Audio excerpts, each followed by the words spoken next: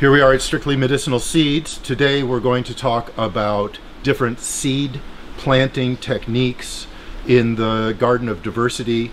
There are plants of many types from different environments, and they will require different methodologies of seed planting for good success. Diverse garden, diverse planting techniques, diverse seeds. So this is a shatavari. It's Asparagus racemosus. It's in full fruit right now, and so we'll extract a seed from this. You can see that we have basically these are drupes. They're fruit surrounding a hard inner seed, and we'll pick one of the drupes here. You can see it looks like that. It's red, but you can see the black seed shining through. And then fruits prohibit germination, so whenever you have a seed in a fruit, then you remove the fruit before you plant the seed. And we'll use this handy t-shirt for that. And there we go. Now we've removed the fruit and we see the inner seed. Then an understanding of what a seed is really helpful. A seed has a seed coat, the testa, that protects the inner parts of the seed, the sperm, which is the white portion, and that is the food reserve for the embryo. And the embryo consists of the nascent leaves of the seedling as well as the root radicle. The process of germination is initiated by the water coming in through the testa, the seed coat, and interacting with the life force of the seed, creating hormones which elongate the root radicle that pushes through the seed coat, which is softening in the process. There are enzymatic reactions occurring which soften the seed coat and make the nutrients available to the developing seedling. Then the one part that science doesn't really explain is the life force, that spark of life that goes back to the beginning of life on planet Earth.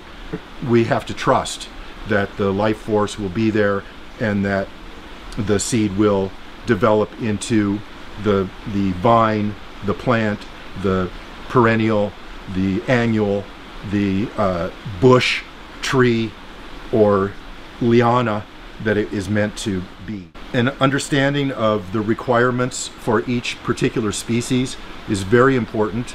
And if you look at the seed company where you're buying your seeds and you see very rote germination instructions, then you can be almost certain that the seed company is not producing their own seeds. We here at Strictly Medicinal Seeds produce our own seeds, especially all the odd ones. And so we give specific instructions both in the website, in my book, Growing Plant Medicine, and also in on the seed packet that you receive in the mail. We'll give you specific instructions.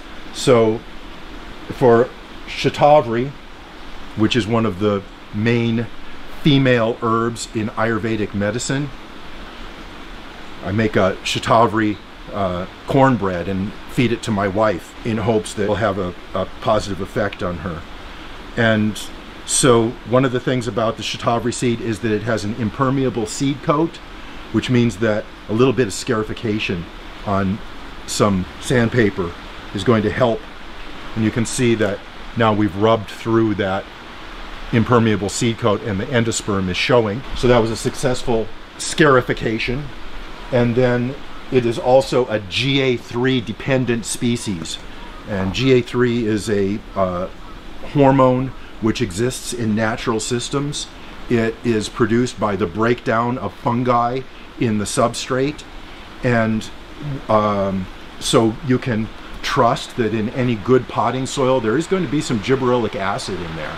And so a lot of gibberellic acid dependent plants will germinate readily just by using a live potting soil. Not sterilized potting soil, but a live potting soil. Another option is to use a willow water. So Here I've made some willow water by soaking a willow wand in water, and I will put some willow water on this seed. And then to plant, almost every seed does best if planted right near the surface. Planting seeds too deeply is a big mistake that most people make. There are a few species like ephedra that do better if they're planted deeply. Corn is another one that does well if planted deeply.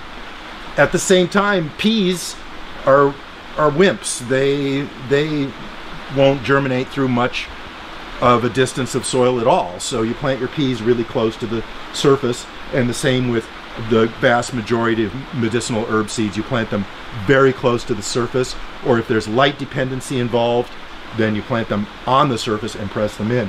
So here's a shatavari flat that I already prepared.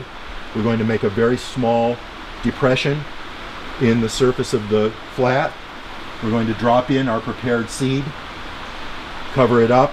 Everything's wet in southern Oregon right now, so the potting soil is wet. And then, very important, tamp. That is, push down over the top of it a little bit and give it a sense of place. Give it a little security so that it knows which direction to put its radicle and which direction to put its plumule.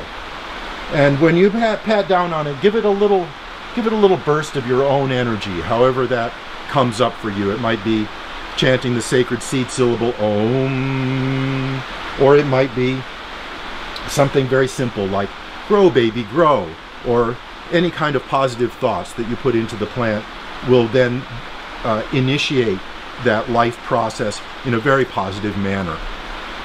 So now what we're talking about is the process of scarification, which is the scoring or nicking of the impermeable seed coat. And there are a number of different species, including a lot of Lamiaceae, that is the mint family, also Fabaceae, those are the legumes, and also tropical trees like tamarind. These trees have impermeable seed coats, and oftentimes the dissemination strategy is that an animal is eating the fruit, then accidentally ingesting the seed, and then the stomach acids work on the seed coat, and then the seed is expulsed somewhere far away and germinates accordingly. Well, the species that I worked with for demonstrating the scarification is Chinese licorice, Glycyrrhiza urulensis. And what I did was last night I scarified some on a seed cleaning screen, and then I soaked them. So I'll demonstrate how the original stratification occurred. Why use the seed cleaning screen? This is a number 7 screen. You can choose the seed cleaning screen that is just a little bit too small for the seed to go through.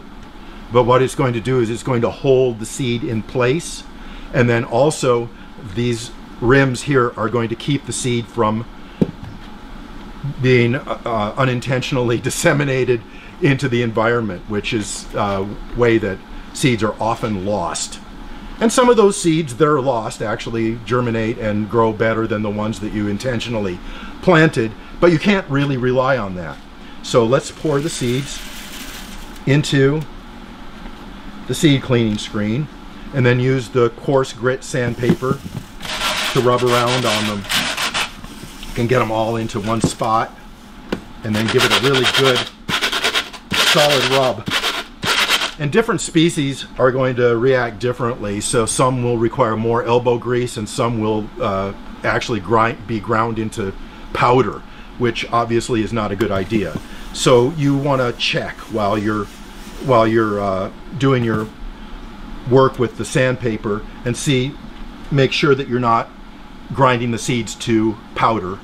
And depending on how hard they are, and these are real hard, they're members of the Fabaceae, the legume family. So you want to give them a really good rub. And then what I like to do is take them afterwards and put them underneath my dissecting microscope and look and see what kind of striations have occurred on the testa.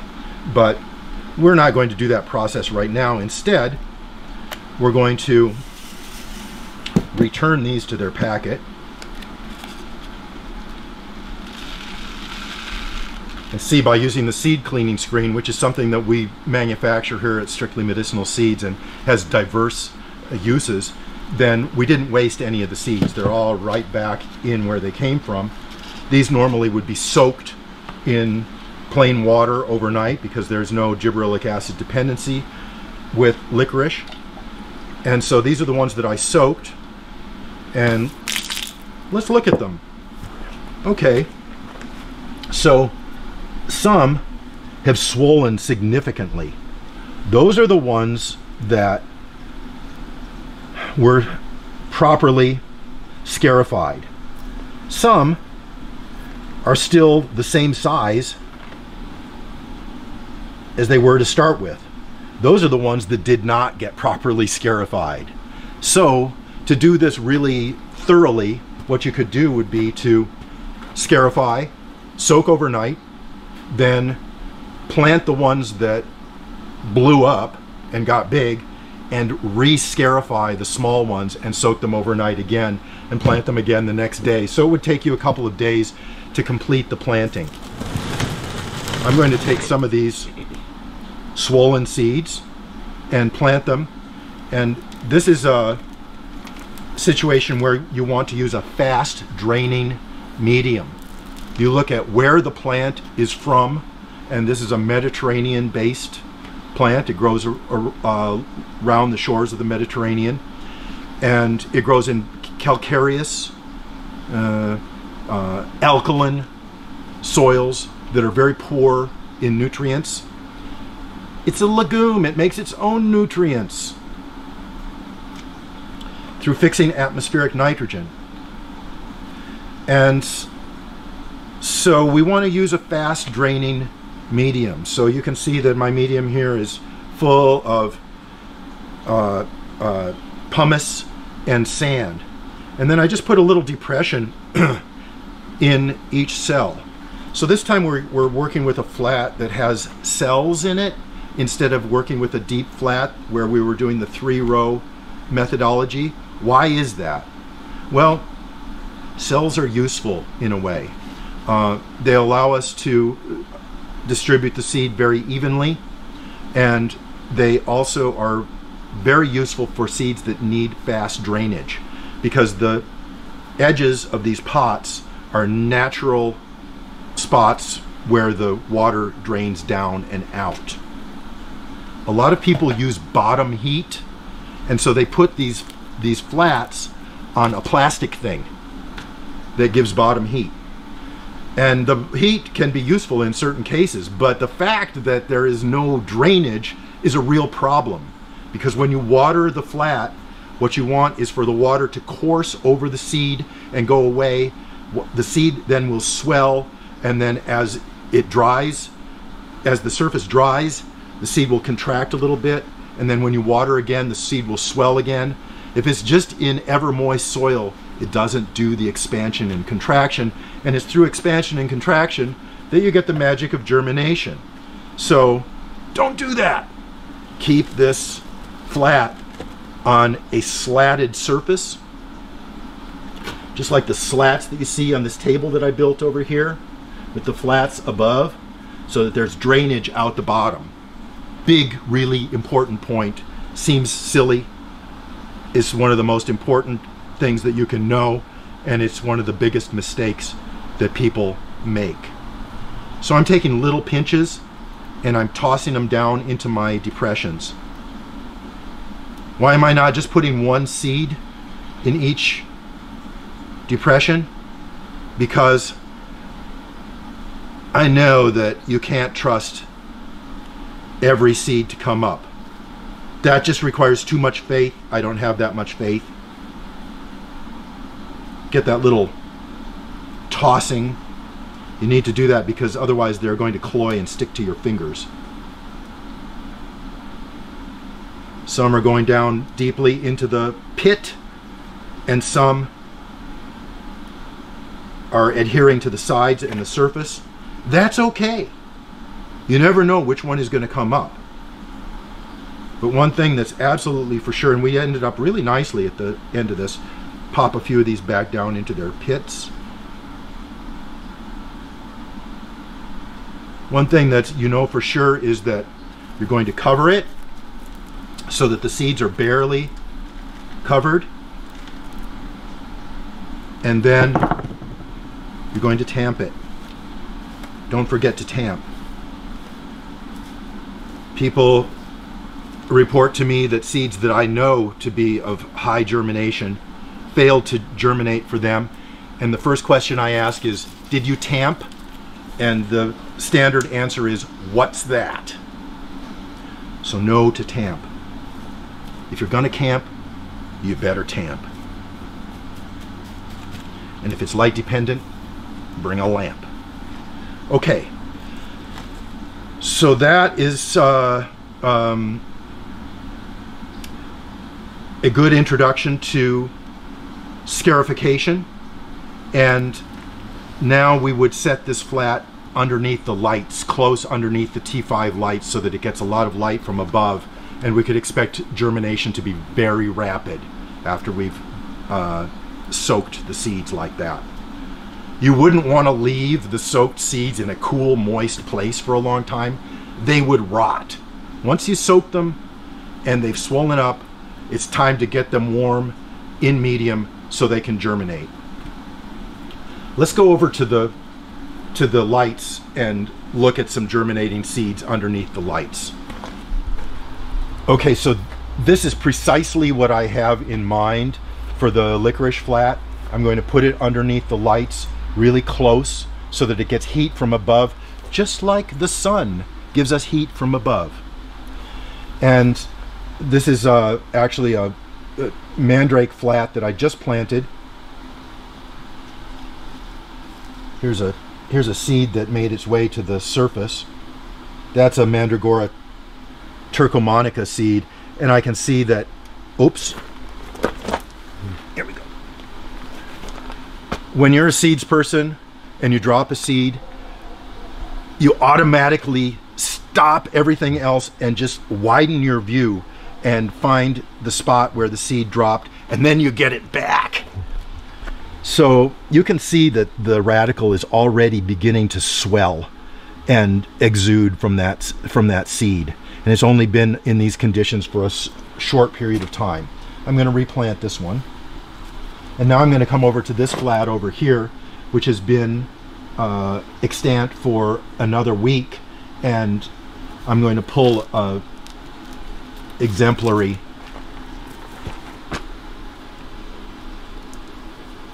so you can see how this was planted in the fast draining.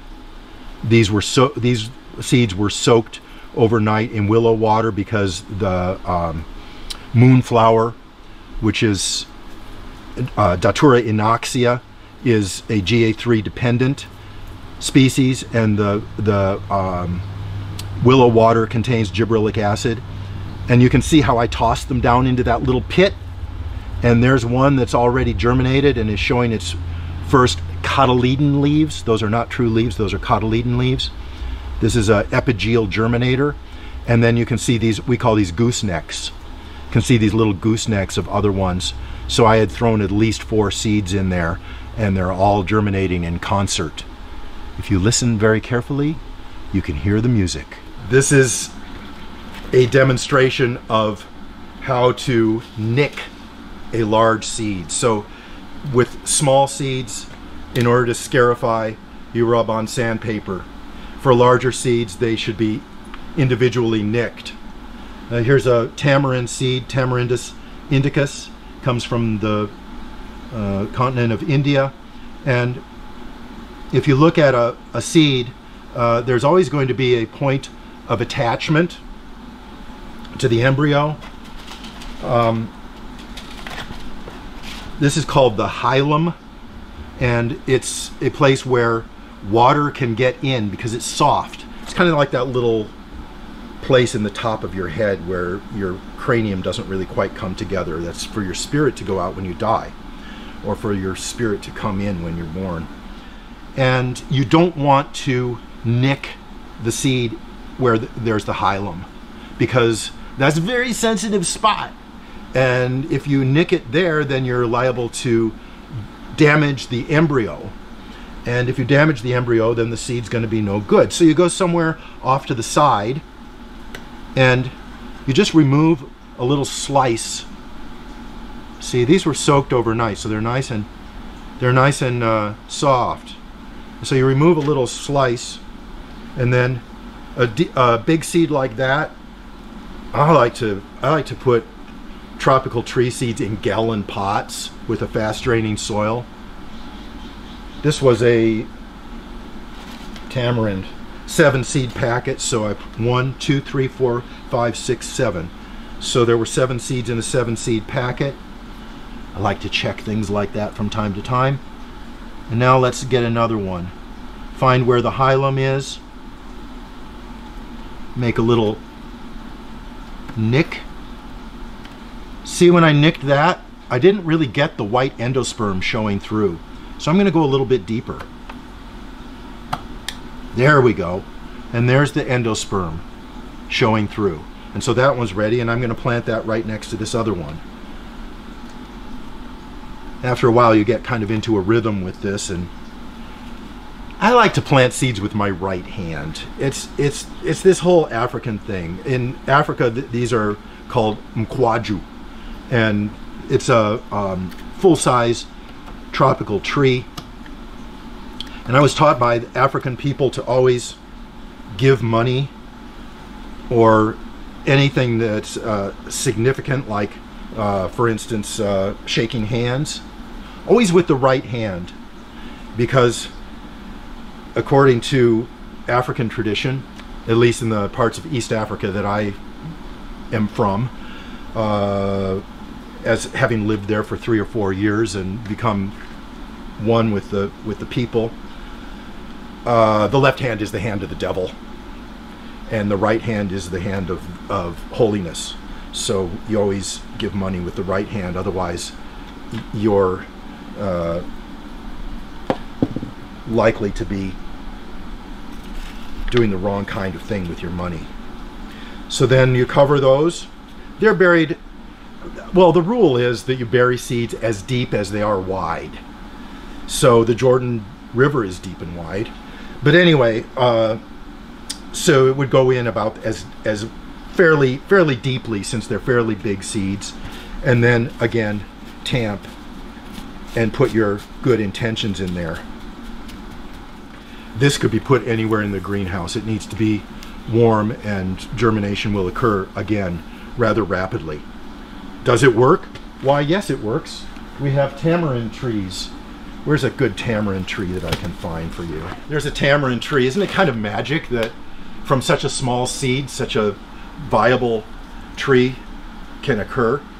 It says Tamarindus indicus, do not sell.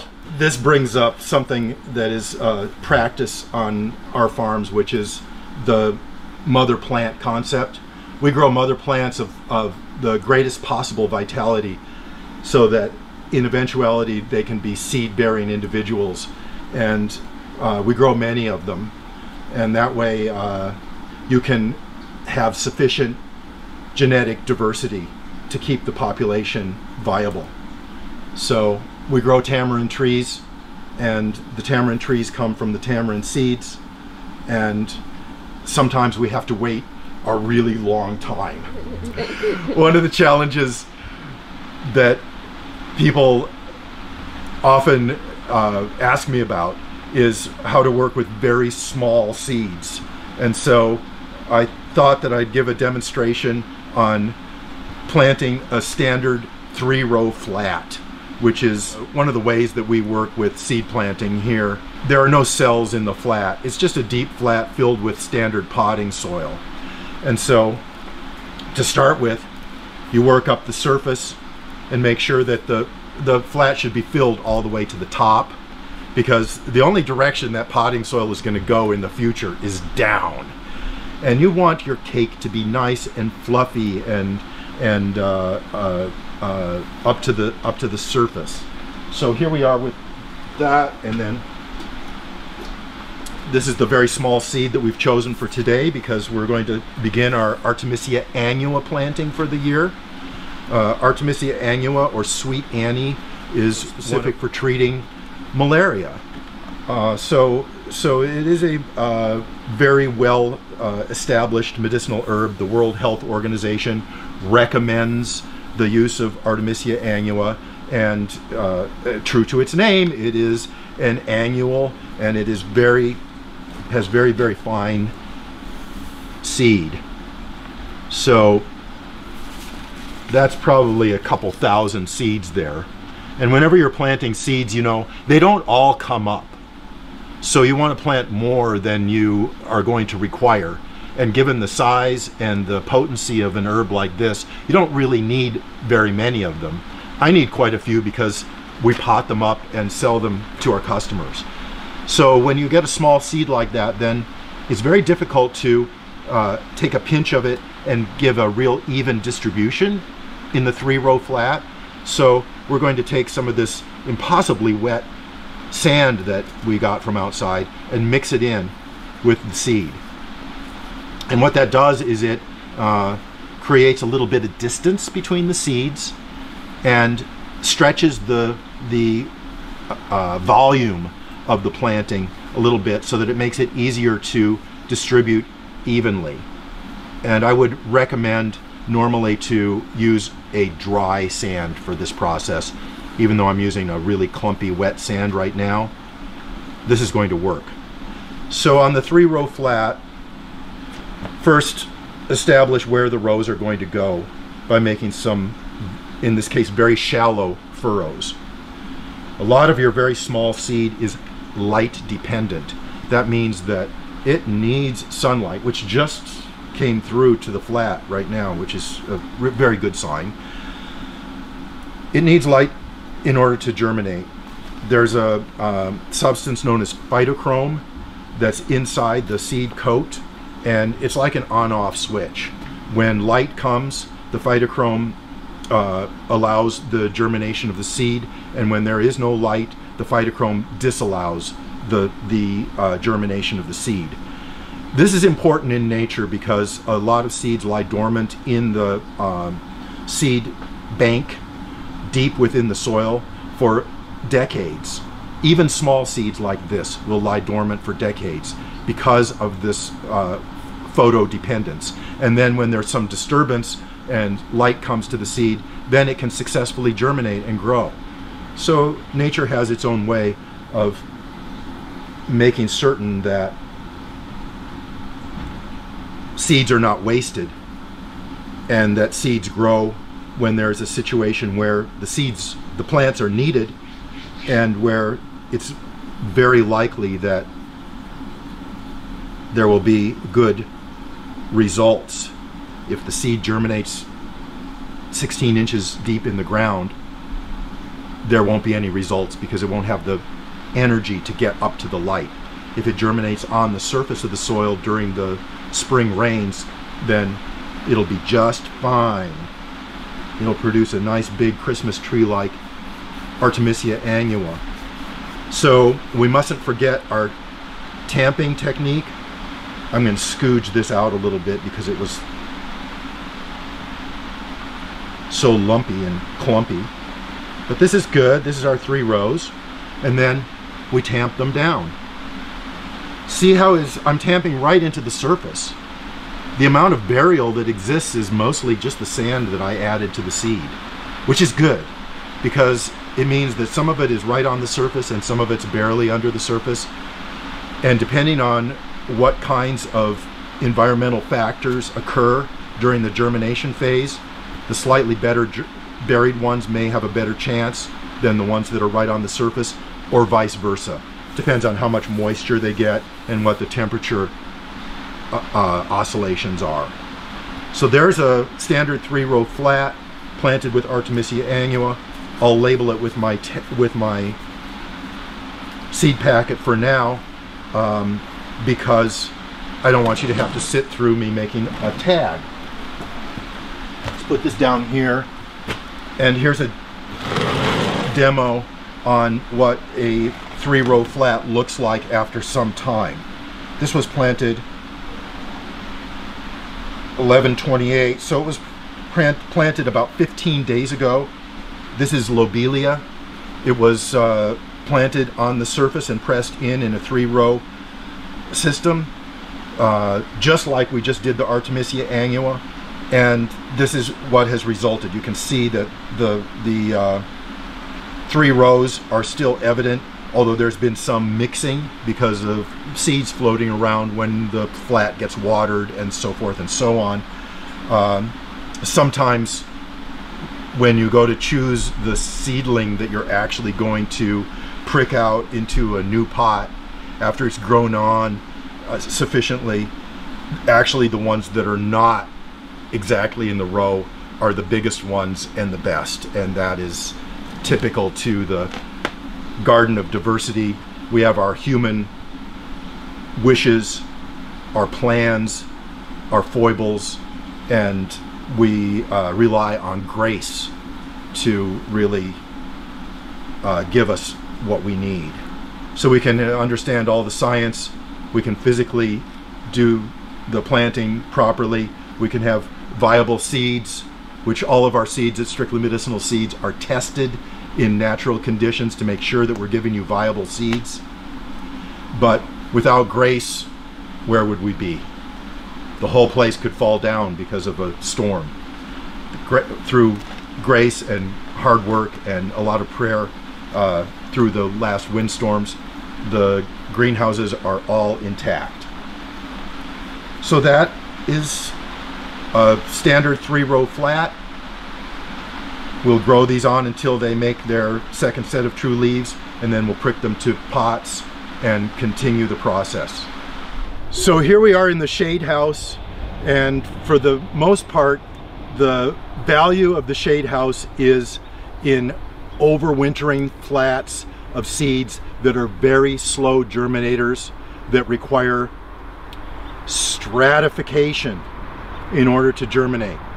So stratification is giving the seed a period of cold, moist conditions so that the immature embryo can sufficiently develop in order to then go into the next phase of germination. So there are a lot of species that require cold stratification because in nature seeds are made during the summer and they dehisce in the fall, and then they lie in the substrate through the winter, and then they germinate in the spring. It's the standard natural way that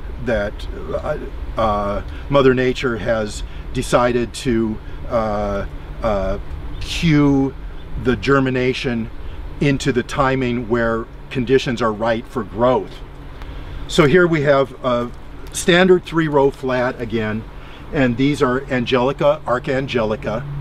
Angelica archangelica is a biennial, which is a big and powerful medicinal herb, a flavoring agent, a febrifuge, and a really good one to use to combine with other herbs. It has a strong carminative effect. This is a powerful herb from the European tradition.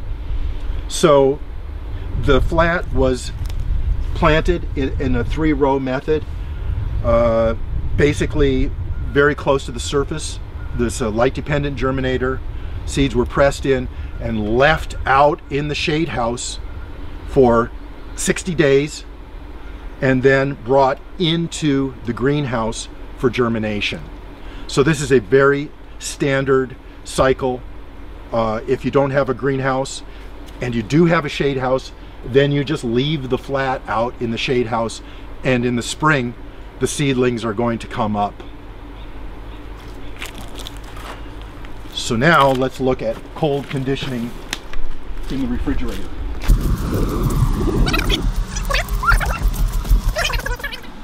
lacking a proper outdoor facility for stratification of seeds, you're forced to use the refrigerator method. And the refrigerator method involves taking the dry seeds, putting them in a plastic bag with some moist medium, either sand, or in this case, this was cocoa coir, which I really like. Neutral in pH, very hydrophilic, works well for this particular process.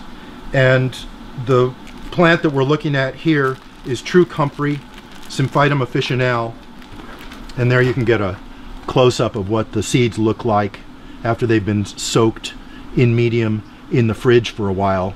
And it doesn't take very long on these. They could do well with a couple of days to a couple of weeks in the 40 degrees Fahrenheit. That's refrigeration, right?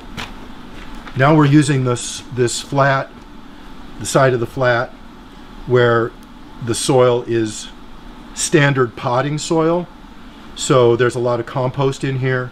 There are some fast draining ingredients like sand added, but it's high in nutrients, and the soil structure will cloy to the seed, which is fine for comfrey, because if you think about comfrey, where comfrey grows, it wants to grow in your compost pile where everything's really fresh and green and yucky, and the process of deterioration of vegetal matter into a form that can be uptaken by plants is fully relevant. So it doesn't matter. Oh, I dropped one. It doesn't matter. You can plant comfrey in pure compost. It'll do fine. That's what it wants. It's not a legume. It's a borage family plant. It doesn't make its own nutrients. It takes nutrients from the subsurface, fixes them in its leaves, and only through the deterioration of the leaf and the root does it move those nutrients back into the environment. So again, I'm taking little pinches and I'm putting them right in the middle of these cells, and that's going to be very useful for whoever has to work with this next, because they'll know what is the comfrey seed, because all the comfrey seeds are coming up in the center, and what is a weed seed, perhaps. If they're not familiar with what comfrey looks like when it germinates, they can tell what it is by where it comes up. If more than one comes up in the middle of these cells, then they can just be depotted and separated. So it's better to err on planting a few too many seeds than it is on having excessive faith and planting only one seed per cell. So once again, we cover. The seeds are just barely subsurface. And we tamp on every cell and put our good intentions in there. This can be left in the greenhouse. Germination will be 8 to 10 days on these. If you fail to cold condition, you might eventually get some results, especially if you're using like a cold greenhouse. But the reality is, cold conditioning really works. So the final bit that we're going to do here is we're going to pot up a seedling. And I chose this meadowsweet, Spirea ulmaria, and this is in the family Rosaceae, the rose family. You can usually tell the Rosaceae because they have these really heavily dentate leaves. Well, this flat is really kind of cool. It shows something about seeds. It was planted on September 1st of last year, and now we're in January of the new year, and some of the seeds came right up, and those are represented by these larger individuals here. But this is an example of pulse germination, where then later, just a few weeks ago, the majority of the rest of the seeds that were planted in this flat germinated on a different schedule. So what this means is, don't discard your flats too soon. You may well get a very low germination rate, and then months later you can get more. So here's the one that's speaking out to me, and I'm going to stick my finger in right next to it and go well underneath and make sure that I've really got the root, because we're more concerned about the root than we are about the aerial parts. The aerial parts are replaceable. The root is not. And when I hold it, then I hold the crown of the plant and I put the roots down my fingers here, so that I'm not creating stress at this important crown of the plant area. And this is also going to make it easy for me to introduce the roots en masse into my pot. I like these little green pots. Green is my favorite color. And so this has a, by the way, this is a spreading root system, not a tap root. So we introduce the roots right down in there, and we leave the crown of the plant right at the surface of the pot, and then push in around and allow the particles of potting soil to fall down into the hole and gather around the spreading root system and lock it into a more or less natural shape. You don't want it to be all in a clump, and you don't want it to be J-rooted. And then you press in all around and put your good intentions in there one more time. And the little Spirea ulmaria, the little meadowsweet, is so happy. And you can also think about the medicine. What medicine is this going to give people? Well, it has salicylic acid, doesn't it? So it's a pain reliever. And there is so much pain in the world these days. If as herbalists we can ameliorate some of the pain with our good herbs, then that's a very good path to walk upon.